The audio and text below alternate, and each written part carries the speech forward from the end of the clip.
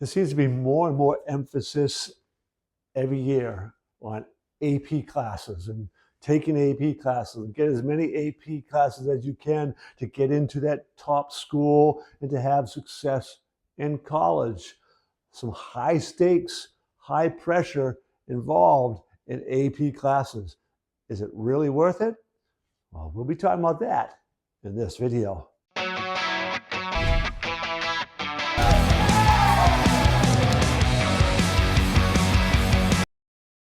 So part of this debate that is going on, AP class and all, is the rigor of AP classes. So we want to kind of get into that a little bit. The other thing is, though, AP classes and the offering of college credit. And so there's the financial component. And then with this rigor that we already mentioned, how do AP classes really compare to the kind of classes you take when you're actually sitting in the classroom in a college? How do they really kind of compare?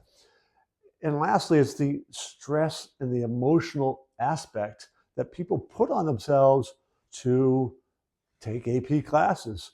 So we're going to be talking about all those different topics in this video. So AP classes and rigor. There's a couple different points here that are really important for us to kind of take a look at, because students, are taking these AP classes and they put a lot of pressure on themselves, and there's a test that you have to pass in order to get that credit.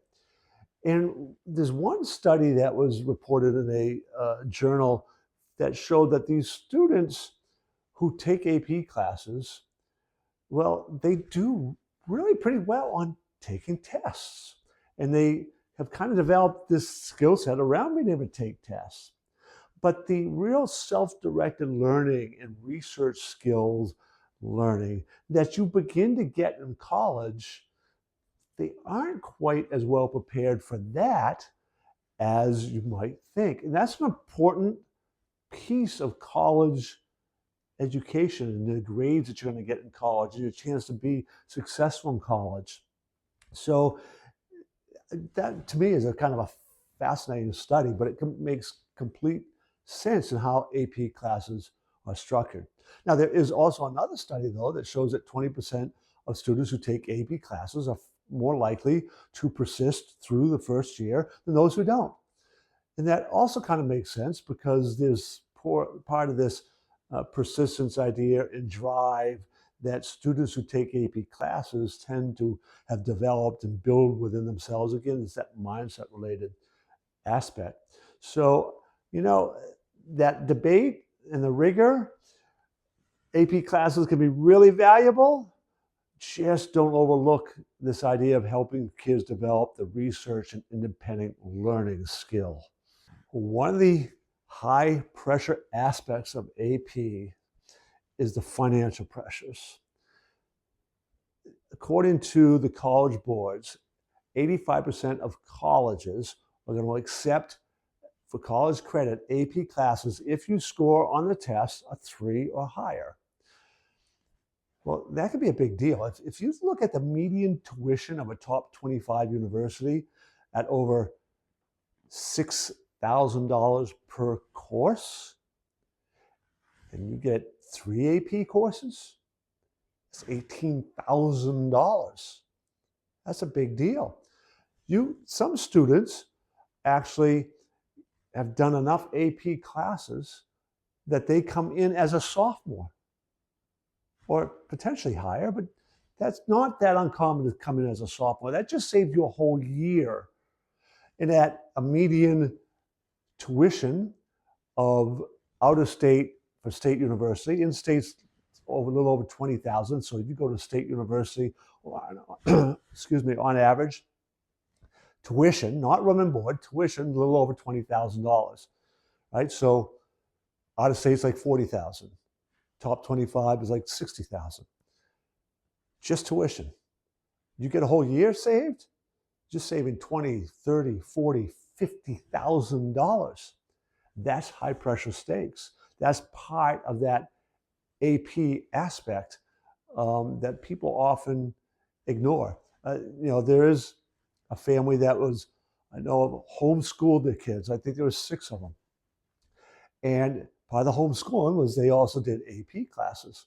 And every one of them did so well, they all skipped their freshman year. Every one of them came in as sophomores, uh, were able to graduate in 3 years. That's that's a big deal. You got 6 kids, and all of them have 1 year less of college to get their degree. That's a lot of money saved. As we stated in the intro to this section, AP courses are kind of geared towards taking a test. And it lacks the development of those skills, discussion, critical thinking, research oriented, reasoning, these skills that you're really going to be getting in college classes, particularly liberal arts kind of college. That's that whole idea of critical thinking, reasoning, discussion, challenging your thinking, all those things. So again, there's lots of benefits to taking AP. Financial benefits are huge. And if you're pushing your child to take AP classes, that's fine.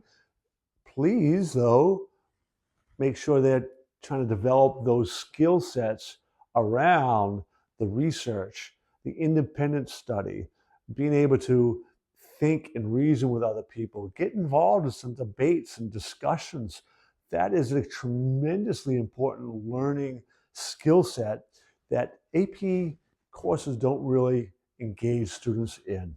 So you should bear that in mind as you're getting kids to take more and more AP classes. So students who are taking AP classes can put themselves under a whole lot of stress. Again, the idea of financial reward is not the only, but that's a pretty significant thing, right? If you kind of, that subtle idea that's lingering in the back of many college students' mind about the debt that they could be incurring when they get out of college. If you could save a whole year of college and save that $30,000 to $40,000, that's a big deal.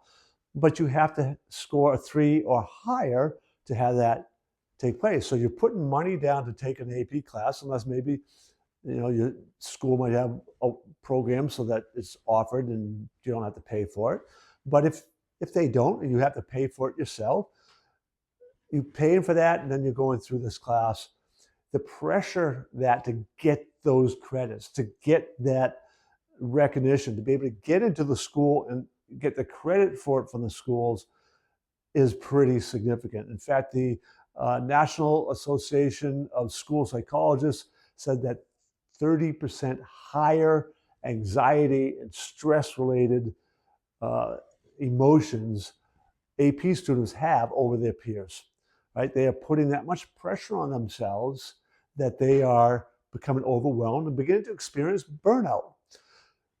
It's definitely something you want to be thinking about as your kid is signing up for AP classes and wants to take more and more AP classes, is trying to help them develop those coping mechanisms and skills so that they can do it without experiencing or minimizing that sort of burnout idea.